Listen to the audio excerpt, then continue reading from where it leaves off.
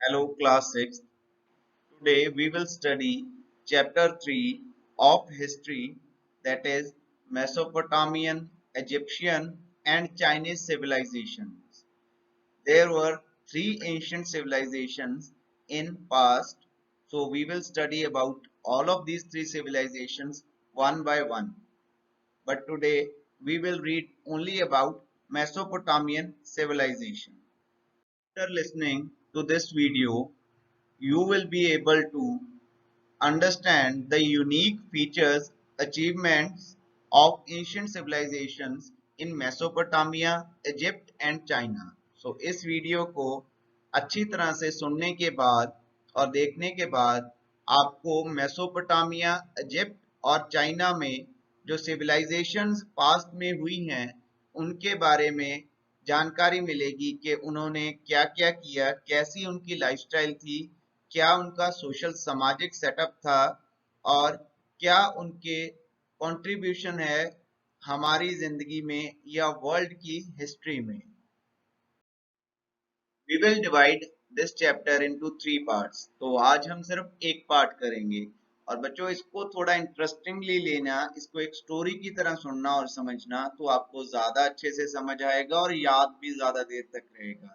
तो basically what I was telling कि हमारे पास यहाँ पे तीन सिविलाइजेशंस हैं। सिविलाइजेशन जहाँ पर लोग सामाजिक तौर पर इकट्ठे होकर रहते हैं, चाहे वो गांव बसा कर रहे हैं या शहर बसा कर रहे हैं, उस चीज को हम सिविलाइजेशन बोलते हैं। तो सबसे पहली हम सिविलाइजेशन मेसोपोटामिया की जो सिविलाइजेशन है उसके बारे में पढ़ेंगे। उसके जो रीति रिवाज थे, उनके जो कानून थे, उनके बारे में जानेंगे और कैसे वो अलग थे चाइनीज सिविलाइजेशन और इजिप्शियन सिविलाइजेशन से, इसके बारे में भी हम इसी चैप्टर में जानेंगे। वो अब देखते हैं जो मेसोपोटामियन सिविलाइजेशन है उसका टाइम एंड प्लेस कि वो कहाँ है और वो कब हुई थी। The Greek word for the land between two reverse. Mesopotamia का मतलब होता है, ग्रीक वर्ड है मेसोपोटामिया, जिसका मतलब है एक जमीन दो रिवर्स के बीच में। सो आपको पता ही चल चुका है कि मेसो मतलब मिडल और पोटामिया मतलब रिवर्स। दो रिवर्स के बीच में एक बहुत ही फर्टाइल जगह थी। दोनों रिवर्स का नाम था टिग्रिस एंड यूफ्रेट्स। ये टिग्रिस और यूफ्रेट्स दो रिवर्स थी, इनके बीच में बहुत फर्टाइल उपजाऊ जमीन थी जहां पर मेसोपोटामियन सिविलाइजेशन बसी हुई थी। आजकल के जमाने में मॉडर्न डे ये जगहें इराक और कुवैत में हैं। कुवैत और इराक दो कंट्रीज हैं, वहां पर मेसोपोटामियन सिविलाइजेशन हुआ करती थी। ये मेसोपोटामियन सिविलाइजेशन जो थी ये एक सिविलाइजेशन नहीं थी, बल्कि कई सारी सिविलाइजेशन इकट्ठी होकर उसको हम मेसोपोटामियन सिविलाइजेशन बोलते हैं। उसमें सुमेरियन सिविलाइजेशन थी जो 1500 इयर्स तक चली और बेबीलोनियन एंड असीरियन सिविलाइजेशन भी थी। तो तीन सिविलाइजेशन के बारे में हम पढ़ रहे हैं मेसोपोटामिया की। सुमेरियन सिविलाइजेशन जो 1500 इयर्स तक रही, इसके अलावा बेबीलोनियन एंड असीरियन ऑल्सो। तो इन टोटल जो मेसोपोटामियन कल्चर था वो 3500 बीसीई से लेकर 600 बीसीई तक रहा। इस मैप में आप देख सकते हैं there are two rivers with the name Tigris and Euphrates. और टिग्रीज और यूफ्रेट्स के बीच में आप ग्रीन कलर में मेसोपोटामिया लिखा हुआ देख सकते हैं। ये एरिया था जहां पर ये मेसोपोटामियन सिविलाइजेशन बसी हुई थी। एसीरिया, बेबीलोनिया एंड सुमेर, ये तीन सिविलाइजेशन इस एरिया में, मेसोपोटामिया के एरिया में रहते थे ये लोग। तो ये कब से कब तक थी? ये थी 3500 बीसी से लेकर 600 बीसीई तक। ये बीसीई क्या होता है? ये ईयर्स हैं। जैसे अभी हमारा जो ईयर चल रहा है दैट इज 2020, बट ये जो 2020 है ये एडी है। ये स्टार्टिंग फ्रॉम 1 2 3 सो ऑन, अभी 2020 तक हम आ चुके हैं। लेकिन अगर इसी चीज को हम पीछे लेकर जाएं, बिफोर क्राइस्ट एरा पीछे को जाएं, तो पीछे को 1 बीसी, 2 बीसी, 3 बीसी ऐसे जाता है। और इसीलिए ये डिसेंडिंग ऑर्डर में हम इसको रीड करते हैं कि ये 3500 से लेकर 600 बीसी तक मेसोपोटामियन सिविलाइजेशन जो है वो रही है। अब हम देखते हैं organisation of cities in Mesopotamia. Mesopotamia में जो शहर थे, जो सिटीज थे, वो किस तरह के होते थे? Mostly the cities were divided into three distinct parts. तीन डिस्टिंक्ट पार्ट्स होते थे सिटी के, तीन अलग अलग डिस्टिंक्ट हिस्से होते थे। पहला होता था the sacred area. The sacred area मतलब जैसे हम होली एरिया कह देते हैं, धार्मिक जगह कोई, सेक्रेड एरिया होता था एक। दूसरा होता था the walled city on a mount. Walled city on a mount, एक ऊंची जगह पर, एक ऊंचे प्लेटफॉर्म पे, किसी पहाड़ी जैसी जगह पर, ऊंची पर एक शहर होता था जिसके चारों तरफ वॉल होती थी। जैसे किले के चारों तरफ दीवार होती है, वैसे दीवार होती थी, उसको कहते थे द वॉल्ड सिटी। और उसके बाद the outer town. Outer town जो बाहर शहर बसा होता था, उसको आउटर टाउन कहते थे। जो इसमें से सेक्रेड एरिया होता था उसका नाम होता था जिगुरैट। जिगुरैट एक वर्ड है जो उस सेक्रेड एरिया के लिए यूज किया जाता था। ये एक टावर की तरह होता था जहां पर सिटी के पैट्रन गॉड की पूजा की जाती थी। उसके लिए ये मंदिर की तरह बनाया जाता था। पैट्रन गॉड मतलब जैसे कुल देवी या कुल देवता बोल देते हैं हम किसी भी कबीले का, तो इनका जो कुल देवी या कुल देवता होते थे, उनके लिए ये जिगुरैट एक टावर की तरह बनाते थे जहां पर उनकी पूजा की जाती थी। People lived in their houses around the walled city and outer areas of town। जो आम लोग थे वो वॉल्ड सिटी में या आउटर एरिया जो टाउन था, आउटर टाउन था, वहां पर रहते थे। Houses were centred around a court yard along a main street. एक कोर्ट यार्ड होता था, उसके आसपास मतलब उसके आजू बाजू, मतलब सेंटर में कोर्ट यार्ड होता था और सराउंडिंग में लोगों के घर होते थे। और साथ में एक मेन स्ट्रीट जाती थी, रास्ता जाता था, एक रास्ता जो आता है। उसके बाद जैसे हम मान लो कि सेंटर में एक कोर्टयार्ड है, मतलब बहुत खुली जगह है, और उसके आसपास सभी लोगों के घर होते थे। तो ये जो पिक्चर है, we can see a view of ziggurat in this picture. इस पिक्चर में हम जो देख रहे हैं, इस चीज को जिगुरैट कहते हैं। ये टेम्पल्स होते थे जो बेक्ड ब्रिक से बनते थे, पक्की ईंटों से बनते थे। ऐसे टावर की तरह ऊंचा होता था काफी ये, और ये बहुत सेक्रेड माना जाता था उस समय पे। So this is a picture of ziggurat. यहाँ पर ये प्रीस्ट लोग रहते थे। यहाँ पर जो रिलीजियस इनके रिचुअल्स होते थे, जो धार्मिक काम होते थे, पूजा पाठ करना है जो, वो यहाँ पर होता था। और इसके अलावा ट्रेड भी होता था, व्यापार का भी सेंटर जो था जिगुरैट था। और जो प्रीस्ट होते थे, पुजारी उस समय के इनके, वही सारे व्यापार को, ट्रेड को कंट्रोल करते थे यहाँ से। Mesopotamian society. सोसाइटी मतलब समाज। मेसोपोटामियन सोसाइटी किस तरह की थी, समाज कैसा था उनका? Mesopotamian society was divided into three main classes. तीन मेन उनकी क्लासेस थी जिनमें लोगों को बांटा गया था। पहली थी अपर क्लास, फिर मिडिल क्लास और फिर लोअर क्लास।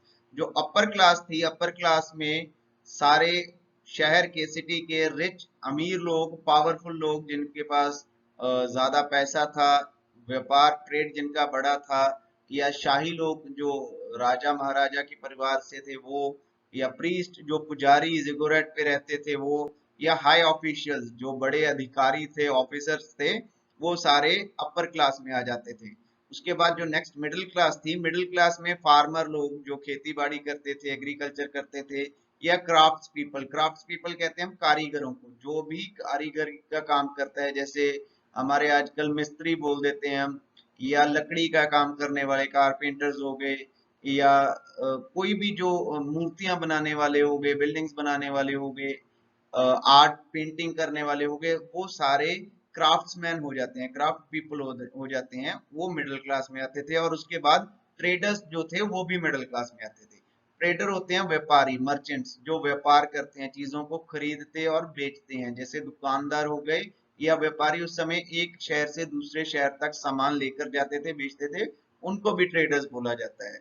और जो सबसे नीचे की लोअर क्लास आ गई, लोअर क्लास में स्लेव्स होते थे, गुलाम लोग होते थे, जो अपर दोनों क्लासेस की, अपर क्लास की भी और मिडिल क्लास की भी, जो सेवा करते थे उनके घरों में, उनके लिए काम करते थे, उनको हम स्लेव्स बोलते हैं। वो लोअर क्लास में आते थे। जो अपर दोनों क्लासेस हैं, upper class and middle class, उनके जो लड़के होते थे वो पढ़ाई लिखाई करते थे, दे यूज टू रीड, और प्रीस्ट पढ़ाते थे उस समय, पढ़ना लिखना सीखते थे, और मैथ ज्यादा बड़ा इंपॉर्टेंट होता था उस टाइम। मैथमेटिक्स मैथमेटिक्स सीखते थे वो।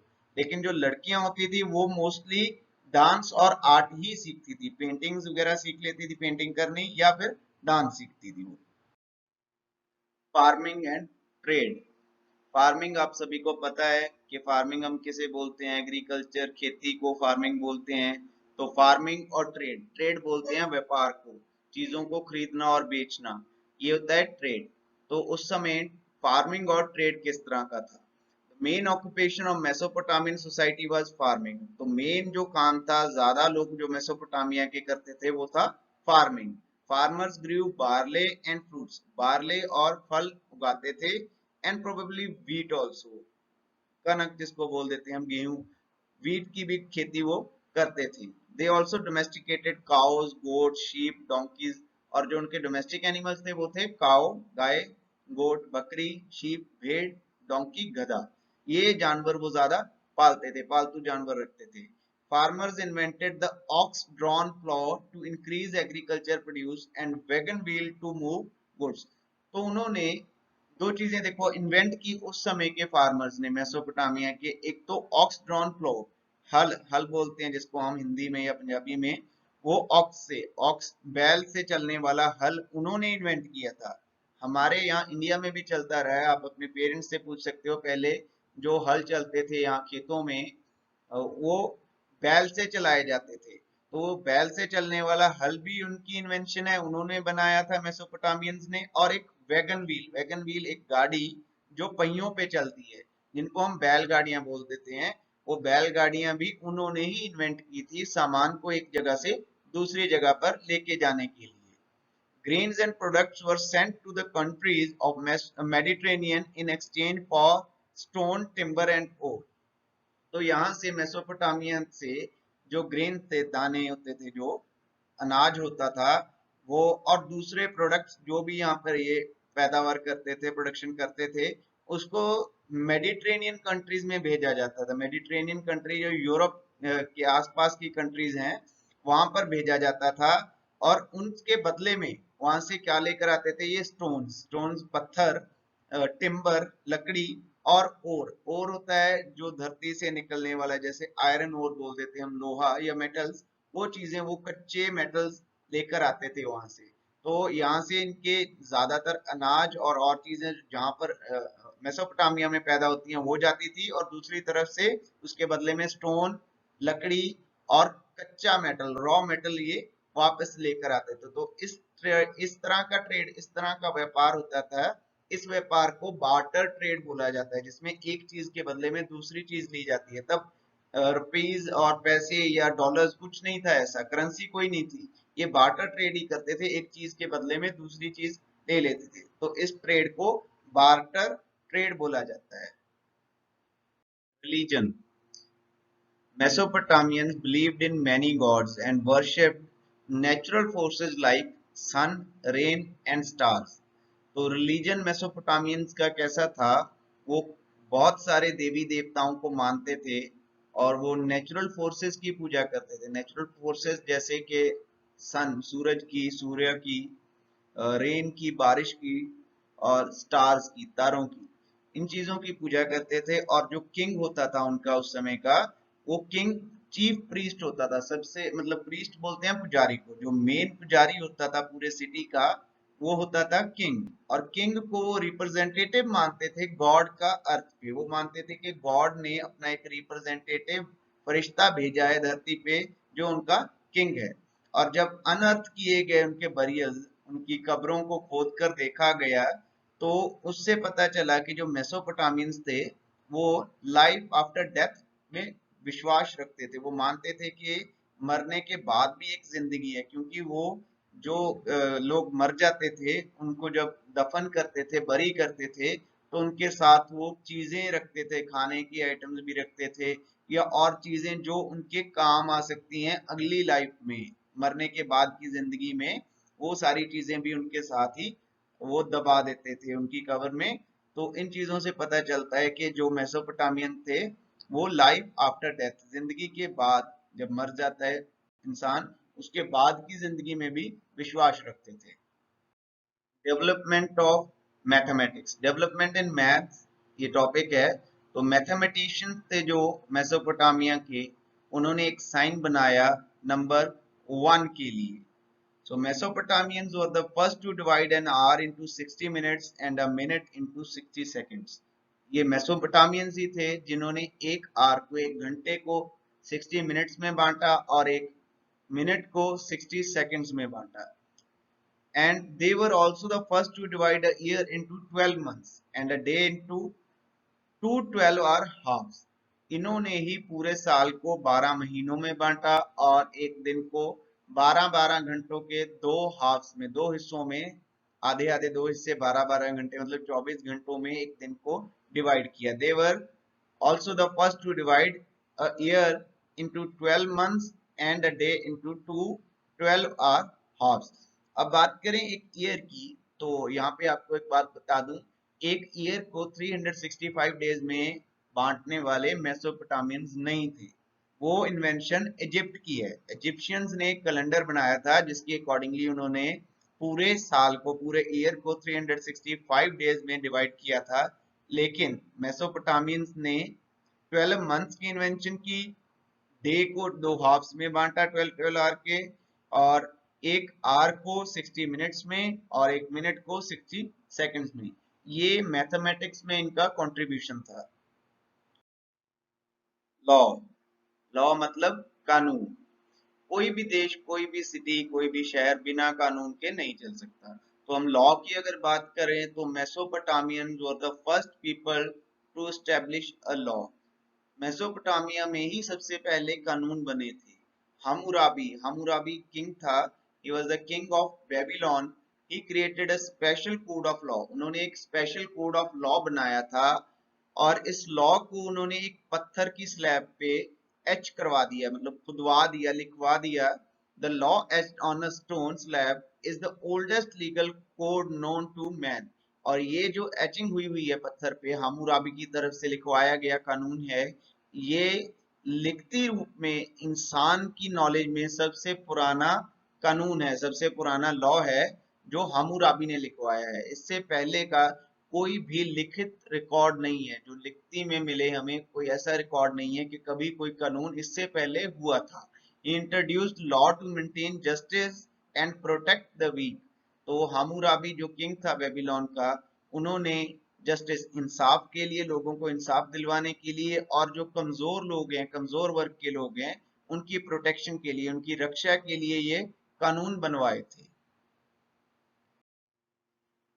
स्क्रिप्ट, स्क्रिप्ट बोलते हैं हम लिखने वाली भाषा को या लिखने के सिस्टम को। जैसे हिंदी में देवनागरी है स्क्रिप्ट और पंजाबी में गुरमुखी है। सिमिलरली मेसोपोटामियंस ने भी एक स्क्रिप्ट डेवलप की थी। इस स्क्रिप्ट का नाम था क्यूनिफॉर्म।